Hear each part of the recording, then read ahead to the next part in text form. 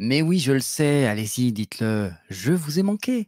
Hein, je vous ai monkeypox, plus exactement. D'ailleurs, je vous l'annonce, vous êtes tous homophobes, transphobes, mais vous ne le savez pas encore, comme vous ne saviez pas avant que vous étiez antisémites et complotistes. Système Deal. Humour, réflexion, musique. Zéro censure. Google Corporation, YouTube, je ne referai pas les mêmes erreurs. Donc je parlerai de coups vides pour la maladie qui vient de disparaître. Nous sommes je regarde sur ma montre, ma batte-montre, le 31 juillet. Donc elle a un petit peu disparu. Et celle qui arrive, qui a un rapport avec le singe, je vais l'appeler le King Kong virus. Voilà. Comme ça évitera la censure aveugle et sourde. Vous ne le savez peut-être pas, mais le conseil scientifique avec le regretté Delfrécy, il va nous manquer, va être remplacé aujourd'hui, le 31 juillet, par le comité scientifique, selon les mots du ministre de la Santé, le nouveau Mr. Brown. Ce sera un conseil commando, l'élite de l'élite. Ça fait peur, hein. Ils vont être super spécialisés, des spécialistes de spécialités, de maladies qu'ils ne connaissent pas, et ils vont également prendre des décisions de la même manière que l'ancien conseil scientifique qui était vraiment l'élite, mais là c'est l'élite de l'élite. Au-dessus, il y a Jupiter. Ah non, Jupiter, on ne peut pas être au-dessus de Jupiter, c'est Manu. Le sujet de ma vidéo, c'était de parler de cette nouvelle maladie, le King Kong virus. À l'heure où je vous parle, le décompte officiel, hein, ça va arriver de toute façon, ça va faire comme avec l'ancienne maladie du Covid. Vous allez avoir tous les jours des gens qui vont vous annoncer le nombre de morts. Donc là, il y a eu 3 morts. 3 morts, c'est toujours 3 morts de trop. C'est King Kong qui les a tués. Je vais vous expliquer pourquoi et pourquoi vous êtes transphobe et homophobe. Pour vérifier tout ça, allons sur le site du gouvernement. Monkey bidule, King Kong virus. Question-réponse, qu'est-ce que l'infection? Quels sont les symptômes? Comment différencier les symptômes? Quelle est la durée de la maladie? Qui est concerné par la maladie? Alors on va regarder qui est concerné par la maladie pour voir pourquoi vous êtes homophobe et transphobe. Actuellement, l'épidémie touche essentiellement des hommes. Essentiellement des hommes. C'est une maladie féministe. C'est une maladie qui déteste les hommes. En particulier des hommes ayant des rapports sexuels avec des hommes, multipartenaires. C'est des gens qui aiment les risques, tu vois, c'est pas un partenaire. Ça fait pas penser au VIH. Enfin, moi je dis ça, un exemple. Mais quand je dis ça, c'est de l'homophobie, ou de la transphobie, ou de la biphobie. Toutefois, le risque de contracter le virus de King Kong ne se limite pas aux hommes ayant des rapports sexuels avec des hommes. Ça se limite pas, mais c'est quand même le principal, d'après ce qui est inscrit sur ce site. D'ailleurs, l'OMS dit la même chose. Quiconque a un contact physique étroit, c'est-à-dire qu'on choisit certains orifices plus que d'autres, avec une personne infectieuse risque de contracter la maladie de King Kong. C'est davantage la proximité entre les personnes et le nombre de contacts étroits, toujours ce mot, ce vocabulaire, transphobe et homophobe, qui favorise la transmission. Dans la situation épidémiologique actuelle, le risque de contamination en population générale est évalué comme faible par les experts de l'OMS et de l'Union européenne.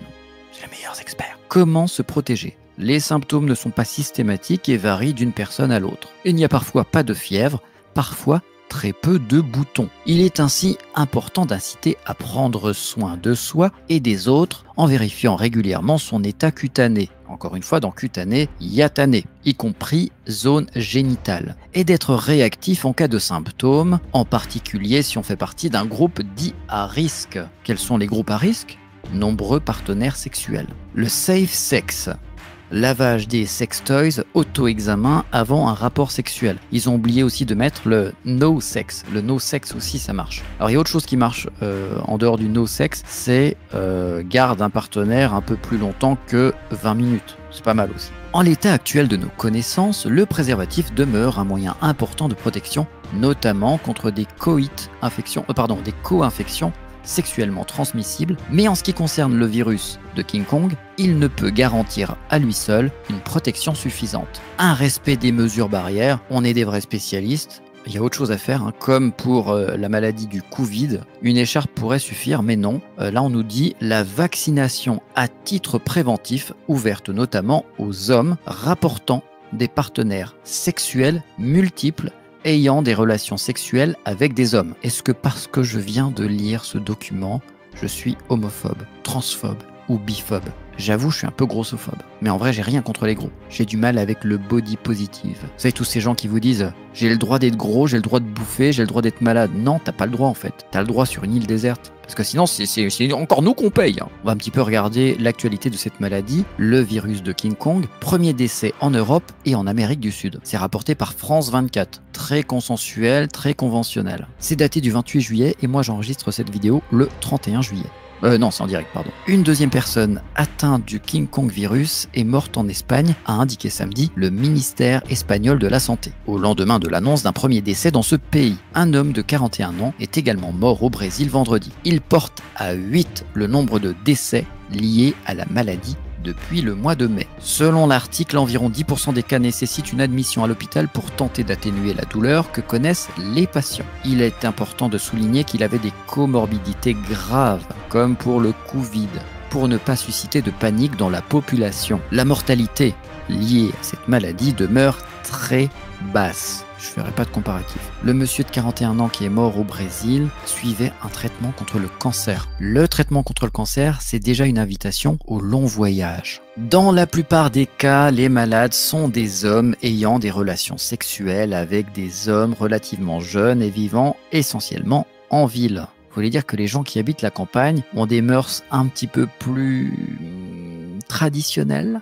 Un autre article du Monde concernant ce sujet, King Kong virus, pourquoi la maladie se transmet principalement par les rapports sexuels entre les hommes. Un infectiologue vous explique. L'épidémie de King Kong virus touche actuellement très majoritairement les hommes qui ont des rapports sexuels avec des hommes, explique Nathan Pfeiffer-Smadja de l'hôpital parisien Bichat. Les chercheurs peuvent l'affirmer après avoir observé que de nombreuses lésions liées à la maladie sont apparues au niveau du pénis, de l'anus et du pharynx. YouTube, Google, c'est de la biologie. Allez, on va faire un tour sur le site de la Haute Autorité de Santé qui est complètement indépendante et qui refuse de réintégrer les soignants. Totalement indépendante parce que en réalité, seul Macron, le président de la République, nomme le président de la Haute Autorité de Santé. Mais il paraît qu'il n'y a aucune influence. Niet. Indépendant 100%. La vaccination contre le virus de King Kong est proposée par la HAS à quelques profils types. Les voici. Les hommes ayant des relations sexuelles avec des hommes, HSH, je sais pas ce que ça veut dire, et les personnes trans rapportant des partenaires sexuels multiples. 2. Les personnes en situation de prostitution. Ne sont pas comptés Manu et sa bande. J'adore le terme. Les professionnels des lieux de consommation sexuelle, quel que soit le statut de ces lieux, ne sont pas pris en compte également les sauteries de l'Élysée. Numérama nous dit, derrière la variole du singe, l'homophobie rampante. Stigmatiser, c'est s'éloigner du soin. Alors, stigmatiser, oui, mais si un profil type, tu es bien obligé de donner des recommandations à des profils types. Tu ne peux pas, sous prétexte que ça peut stigmatiser ou discriminer, ne pas faire ton job de médecin. Je vais prendre l'exemple avec les gros, parce que j'aime beaucoup les gros. Avec le Covid, par exemple, on avait un profil type de personnes plus vulnérables, hein, les personnes âgées, les personnes avec des comorbidités, notamment obèses. On n'allait pas, pour ne pas blesser les gens obèses, ne pas dire que les personnes obèses étaient plus fragiles. On n'a pas le choix. Appelons un chat un chat. Qui est des personnes homophobes, qui est des personnes transphobes, grossophobes, macronophobes ou je ne sais quoi, bah évidemment, mais il n'y a pas besoin que l'actualité soit présente pour que ces personnes existent. Que nous dit Numérama ?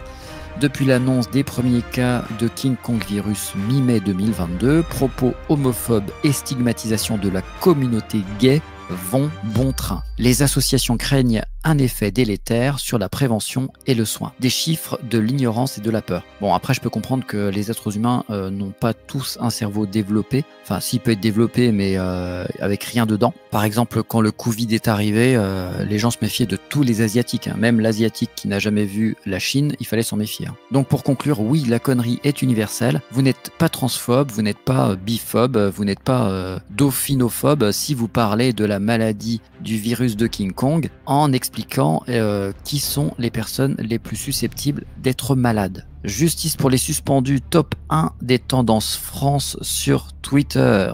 Hashtag justice pour les suspendus. Alors c'est pas ça qui fera revenir les suspendus, mais on continue à en parler. Ça va bientôt faire 1 an qu'ils sont suspendus et qu'ils ont le droit à rien, s'ils ont le droit de se taire. À ce propos, allez voir l'excellent film que Fabien Moine, un poteau, a réalisé. Vous allez sur son site exuvie.fr et puis vous avez le film qui s'appelle Suspendu, des soignants entre deux mondes.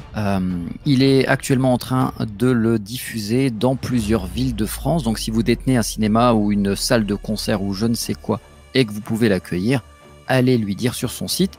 Ou alors, il est possible de voir le film directement sur son site internet. Et pour organiser une projection, c'est doc@exuvie.fr.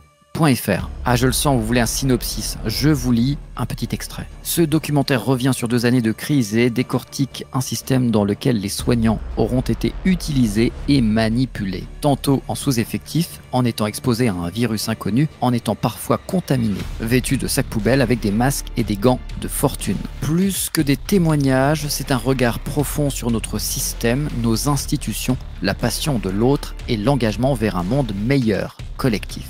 Dès demain, le 1er août 2022, on retourne à un état de droit commun, fini l'état d'urgence sanitaire. Pour le moment, on n'en parle jamais suffisamment, mais par exemple les éducateurs, par exemple tous les gens qui travaillent dans le médico-social et qui ne sont pas forcément des soignants, les pompiers, les gendarmes, donc toutes ces, puis des catégories que j'oublie forcément, eh bien toutes ces personnes qui ont été suspendues depuis l'année dernière, et qui sont des réfractaires parce qu'ils n'ont pas envie qu'on leur impose un traitement, ils veulent pouvoir bénéficier de leur liberté et de leur libre arbitre, et bien ces gens-là, ils n'ont pas de revenus et ceux qui travaillent dans la fonction publique ne peuvent pas normalement avoir un deuxième travail, ils ne bénéficient pas d'allocation.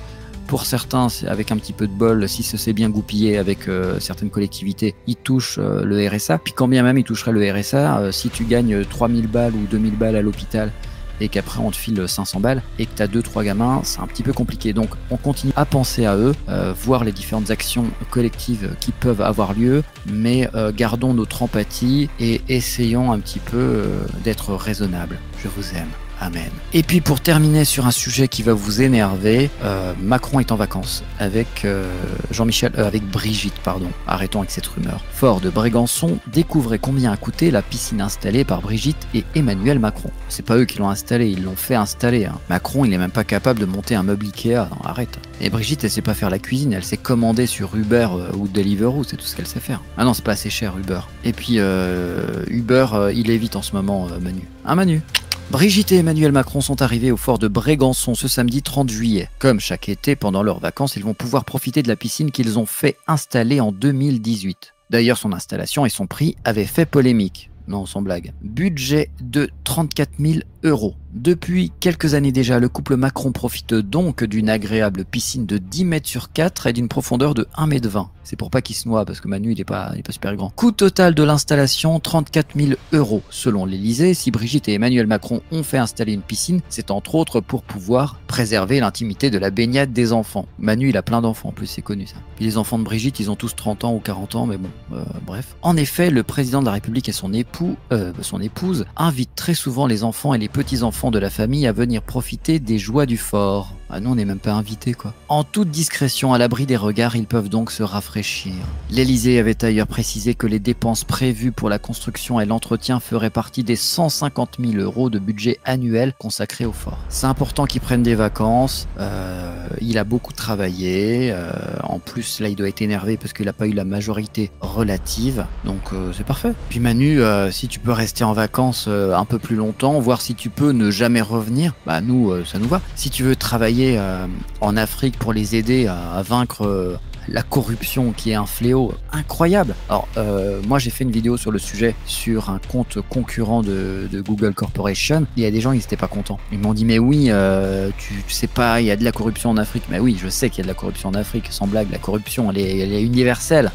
Comme dirait l'autre, elle n'a pas de passeport, elle n'a pas de frontières, la corruption. Je veux bien entendre, je veux bien admettre que la corruption est présente en Afrique. Mais venant de Macron, franchement, est-ce que moi je vais voir Marc Dutroux pour avoir des conseils sur l'éducation des enfants? Un peu de jugeote, hein, s'il vous plaît. Allez, c'est tout pour aujourd'hui, on se retrouve très bientôt sur la chaîne Système Deal, sauf si elle saute. Et puis les lives, ça revient en fonction de combien de vues fera cette vidéo, parce que j'en ai marre de faire des lives devant 10 personnes, dont ma mère, mon frère, mon père et ma sœur. Non, c'est faux, il y a quand même un noyau de fidèles qui est présent régulièrement, et je vous remercie sincèrement du fond du cœur. À bientôt, ciao.